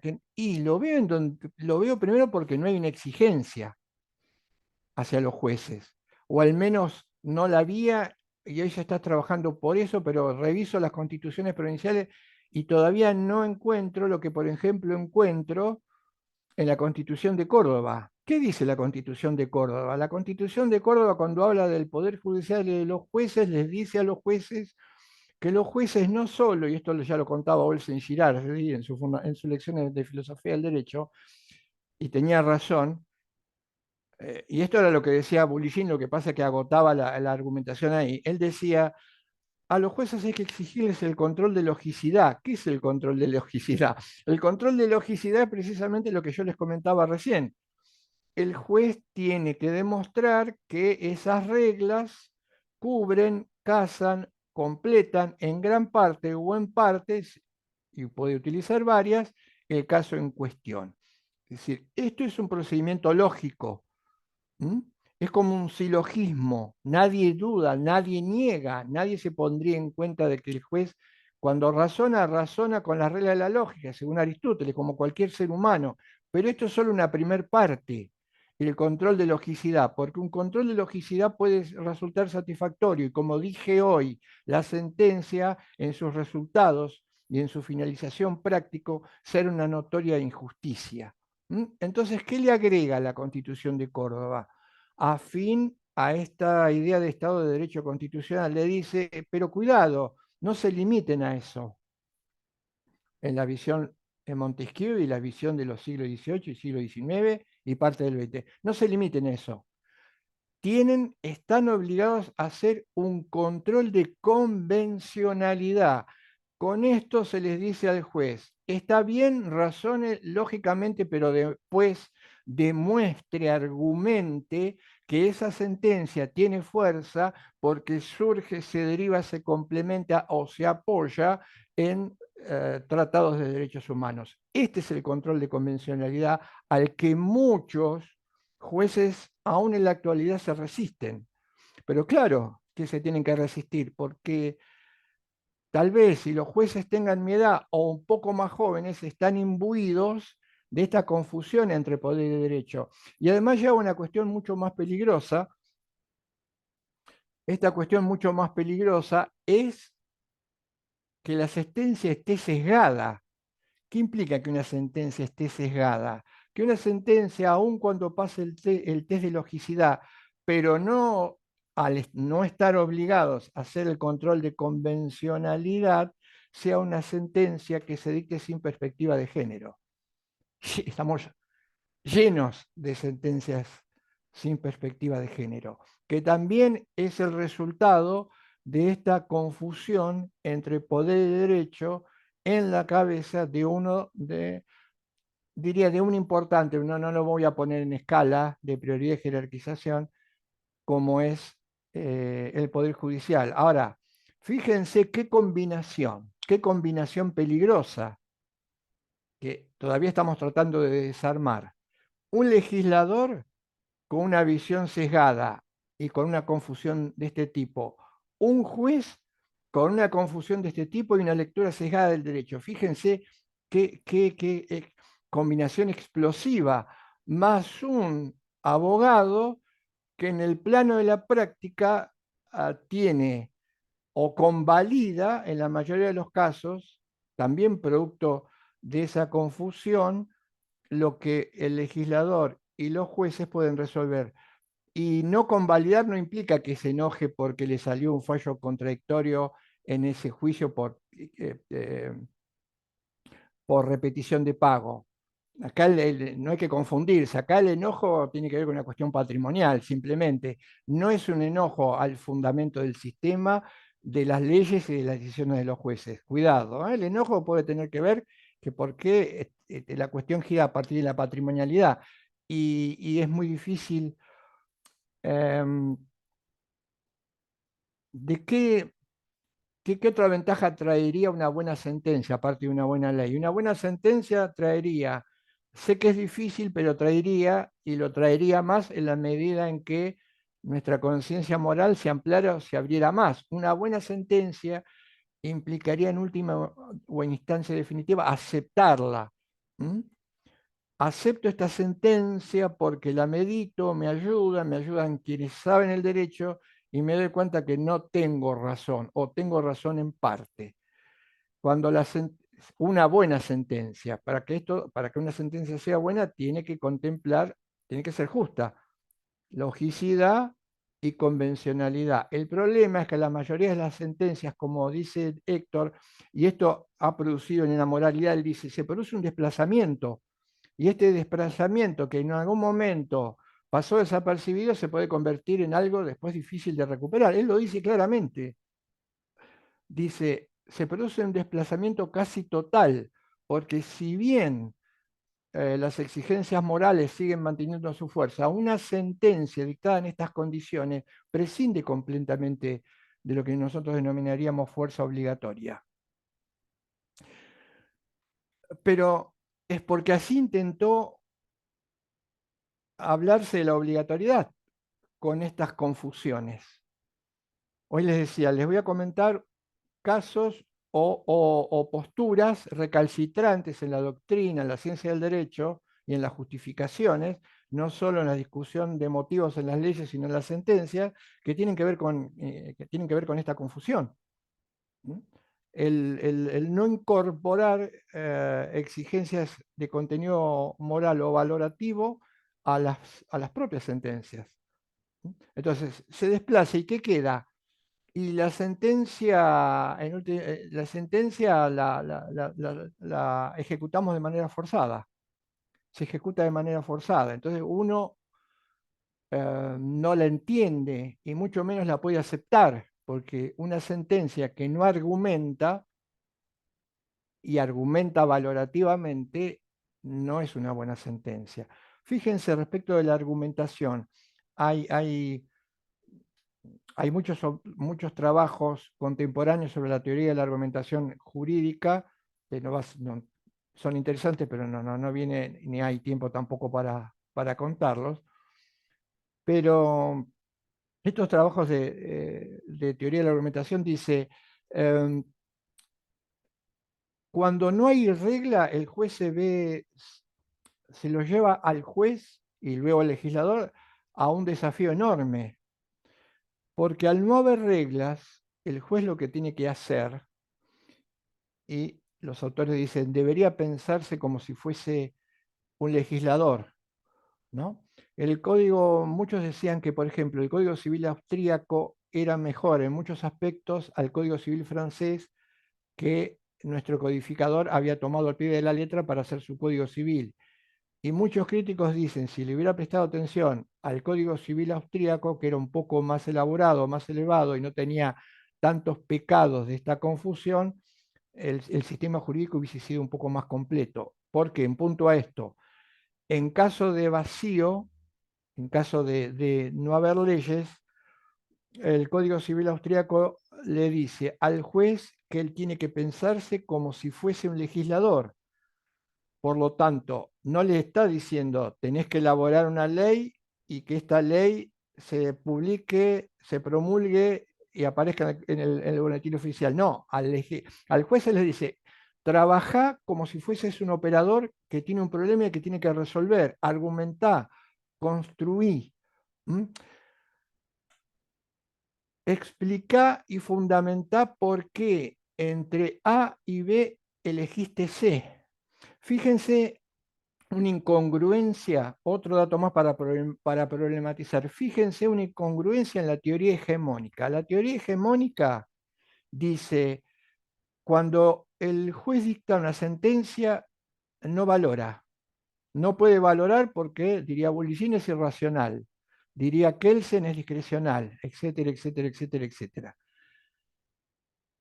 Ustedes se preguntaron, tomemos un caso fácil. Ustedes se preguntaron qué es lo que hace el juez en un hipotético caso fácil. Digo, ¿qué es un caso fácil? Tengo una ley A y una ley B. La ley A cumple el 90%, la ley B cumple el 80%. Pero estaríamos satisfechos si alguien nos sometiera al control de logicidad.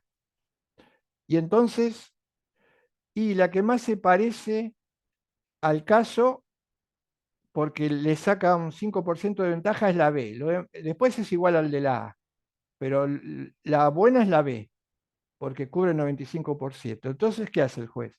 Y el juez en los considerandos podría decir, en base al problema y teniendo en cuenta la normativa vigente, y ahí empiezan aparecen las referencias legislativas, ustedes descubren que una sentencia puede ser lógicamente impecable bajo el punto de vista de la subsunción, pero con muy poca argumentación moral y justificación final, porque lo único que hace es meter artículos y normativa y no dice mucho más que esto. Esto es típico de las disposiciones de carácter administrativo, ¿m? Que es un resultado del Estado de Derecho, de la confusión entre poder y derecho. ¿Ustedes qué piensan que hace el juez cuando elige B sobre A para desmentirlo a Kelsen? Cuando el juez dice voy a tomar B y no voy a tomar A, está eligiendo. Está eligiendo. Pero claramente la elección tiene que ver con la fuerza de los motivos que lo llevan a elegir B, A. ¿Y cuál es la fuerza? Alguien intentando un manotazo de abogado diría, bueno, le parece mejor, pero ese parecerle mejor ya es una evaluación, ya es un juicio de valor.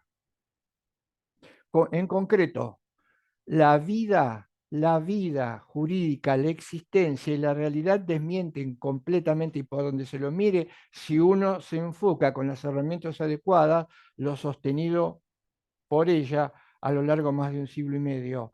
El juez está eligiendo, entonces, ¿cómo pueden decir que la tarea del juez no es una tarea valorativa? O al menos debería ser una tarea valorativa, porque yo tengo que explicarle al legislador que no previó esta situación, que en función del principio de no daño a un tercero, que en función del principio de que no puedo aprovecharme, el principio jurídico clásico, y hablamos de principios, no dañar a otro, vivir honestamente, dar a cada uno lo suyo, no me puedo aprovechar de la impericia ajena, no puedo construir mi derecho sobre la base de un error del otro, son todos principios que después se incorporaron a la legislación.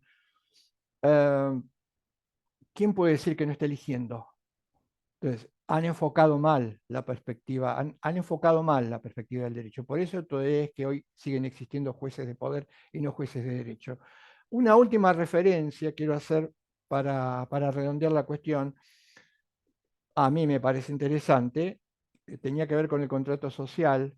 Hoy Malena preguntó muy atinadamente o intentó ver qué relación había entre el Estado de Derecho y el contractualismo. Y yo diría que también hay una relación muy profunda, en punto algo que todavía no hemos como sociedad problematizado lo suficiente, lastrados con esta confusión. ¿Saben dónde se ve claramente la confusión? Ya no solamente a nivel sociedad, perdón, no solamente a nivel operador y jurídico, sino a nivel sociedad. Es decir, ha habido como una especie de alquimia, una confusión que va de la mano de una confusión en la sociedad. Esta confusión en la sociedad no tiene que ver con la falta de inteligencia ni con la ignorancia, sino con la aceptación de dogmas o modelos que además han recibido el refuerzo de ideologías, de la mano de la confusión con operadores jurídicos, abogados, jueces y legisladores. Es la intrincada, apasionante y difícil cuestión del derecho penal. Tiene que ver con esto porque nosotros, Héctor dice que el derecho opera, aparece como límite del poder. Pero entonces, si yo quiero hablar del derecho como límite del poder, se tiene que plantear la cuestión del derecho penal. Dos cosas que creo hoy se están problematizando. Hay muchísimos autores que intentan recuperar el papel del derecho ante la pena, porque la construcción, el sintagma mismo es problemático. Fíjense, derecho penal. Estamos juntando dos términos, como en el caso del Estado de Derecho. ¿Qué estamos juntando? Derecho, penal, pena, pena, coacción, castigo. Estamos juntando las dos. Es y estamos diciendo que existiría un derecho penal. Yo simplemente lo problematizo. Me parece que esto es lo que muchos llaman un oxímoron. ¿Saben lo que es un oxímoron? Un oxímoron es una palabra muy utilizada. Un oxímoron es usar un sintagma como algo posible, un concepto sería, porque puede ser o suele ser la conjunción de dos términos o de dos palabras, que en realidad no se pueden conjuntar nunca, porque no pueden reflejar al mismo tiempo el fenómeno que quieren explicar. Es decir, se anularían en definitiva. Un oxímoron implica algo que no puede realizarse. No puedo conjuntar derecho con pena. No lo puedo conjuntar. Tal vez porque es un oxímoron, salvo que aceptemos que el derecho es expresión del poder del Estado. Entonces, ahí ya no hay oxímoron. Si lo intentamos pensar bien, cuidado, porque acá hay un oxímoron. ¿Cómo podríamos desenredar la madeja o pensar un poco más sobre esto? Tal vez de la siguiente manera, tal vez diciendo que el derecho, que opera como límite del poder, debe ser entendido como algo diferente al sistema penal, porque acá aparece otro error frecuente. Me enseñaron, y había una materia, derecho penal, y no me importa que, diría, no me importa, no porque quiera ser un rebelde sin causa, no me interesa que la palabra derecho penal esté por todos lados, sigue siendo un oxímoron. Se me enseñaba derecho penal, pero lo que se me enseñaba era el sistema penal. Y el sistema penal no tiene nada que ver con el derecho penal. El sistema penal es un conjunto de estructuras que dependen del poder político, que tienen que ver con, en última instancia, el castigar a quien el sistema ha considerado como alguien disfuncional al mismo. Este es el sistema penal. El sistema penal no tiene nada que ver con el derecho. Y si se quiere, concediendo un poquito menos con el derecho penal. Héctor lo define, no, como todas las cosas que definen dos o tres términos. Él dice, el derecho dulcifica de alguna manera la pena. Dice, el derecho está en un problema, porque tiene que coexistir con el sistema penal. Está en un problema, pero no.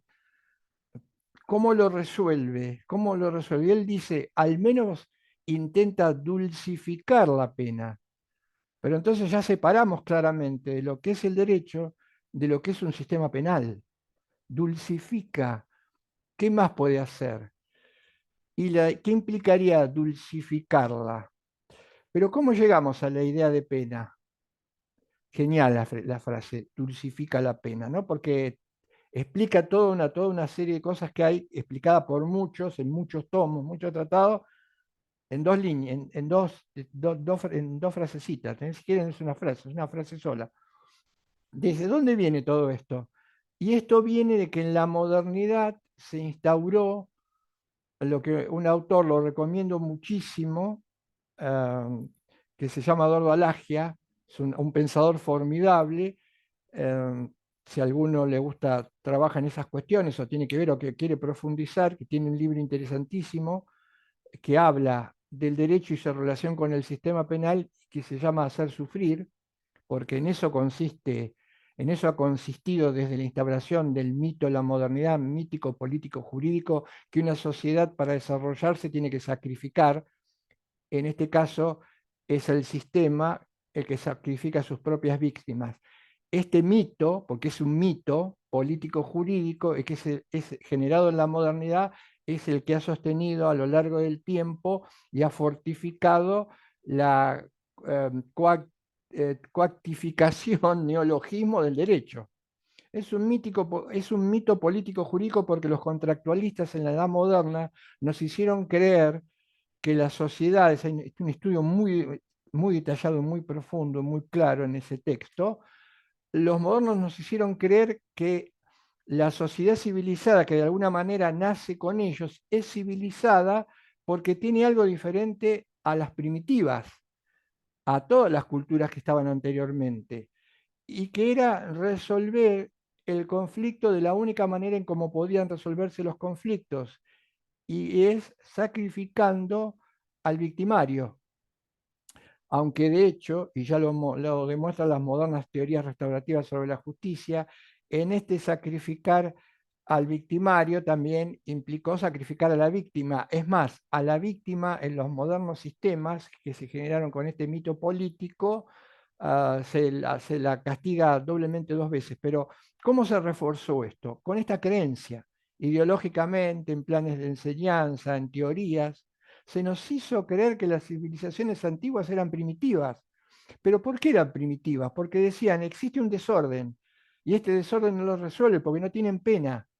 La etnología más avanzada y más calificada ha demostrado que esto es una patraña. Es más, las sociedades antiguas resolvían sus diferencias porque el conflicto existía no sacrificando a alguien, sino por un montón de mecanismos que en última instancia tenían que ver con lo que hoy se ha recuperado y forma parte de modernos estudios, que es la justicia restaurativa.